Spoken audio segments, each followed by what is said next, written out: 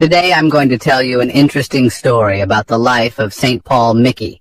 St. Paul is also known as the patron saint of Japanese Christians and catechists. He was born around the year 1562 when Christianity started growing in Asian continents, especially in Japan. His family was known to have come from a wealthy samurai clan where he was surrounded with people devoted to the sword. But despite all the Japanese way of life around him, Paul showed a deep spirituality and started learning about Jesus. When he was young, he decided to join the Society of Jesus, also known as the Jesuits. Although Christianity was then common at that time, his family and relatives were shocked by his decision because he came from a well-known samurai clan. But he was firm of his decision and was finally accepted as a Jesuit brother.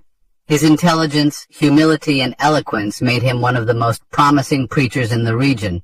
Later, he became known as a gifted orator and catechist, speaking to crowds with clarity and passion. He preached not only to the poor, but also to the wealthy Japanese nobles, winning many converts to Christianity. His example inspired countless Japanese to embrace the faith. However, the growing influence of Christianity angered some of Japan's rulers, particularly General Toyotomi Hideyoshi, who feared foreign influence and the rising power of Christian converts. In 1596, under his direct orders, the government began persecuting Christians to lower down their influence. Paul Miki, along with 25 others, were unfortunately arrested in Kyoto.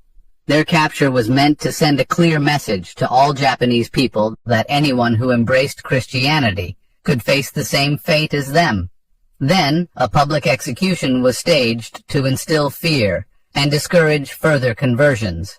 It was said that they were forced to march over 600 miles from Kyoto to Nagasaki, where they suffered public humiliation.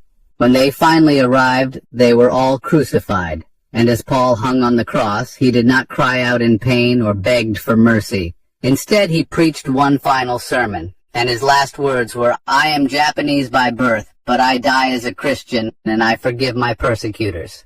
Moments later, a soldier ended his suffering with a spear thrust to his chest, where he died as a martyr on February 5, 1597, at the age of 35 years old. After they all died, their bodies were burned while hanging on the cross until they all turned to ashes.